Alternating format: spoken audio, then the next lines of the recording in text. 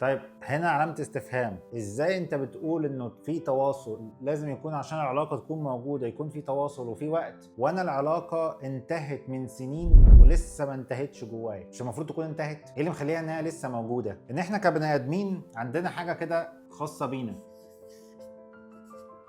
ان احنا نقدر عندنا مستويات من الوعي. يعني انا اقدر اكون شايف نفسي جوايا وابدا اكون حوار داخلي جوايا، ومش بس بكلم نفسي، انا اقدر ان انا اتخيل شخصيات في دماغي وبكلمها. فبالتالي العلاقه موجوده فين؟ هي مش موجوده ان الشخص اللي بره موجود، الشخص موجود جوه. فانا بقيت بكون التواصل ده عن طريق الحوار الداخلي اللي انا بكلم فيه الشخص التاني جوايا. وطول ما انا بدي الوقت ده العلاقه موجوده، الوقت اللي انا بعيش فيه كل الذكريات، الوقت اللي انا بعيش فيه ان انا بتكلم عن اللي حصل، الوقت اللي انا بتخيل فيه الشخص التاني ممكن يكون بيفكر في ايه، بيعمل ايه، كان قال لي ايه، كان حصل ما بيننا ايه، كان رحنا فين، ازاي، كل الكلام ده. ما كل الذكريات اللي انا عمال بعيشها وبكونها، ما هي دي جزء من التواصل اللي ما بيني وما بين نفسي في العلاقه هنا. وكل الاسئله وكل الكلام اللي انا عمال بتكلم فيه مع نفسي عن الشخص التاني ده اللي مكون العلاقه بكل بساطه. فانا لو وقفت كلام عن العلاقه بالتالي مش هيبقى ليها وقت، هتموت،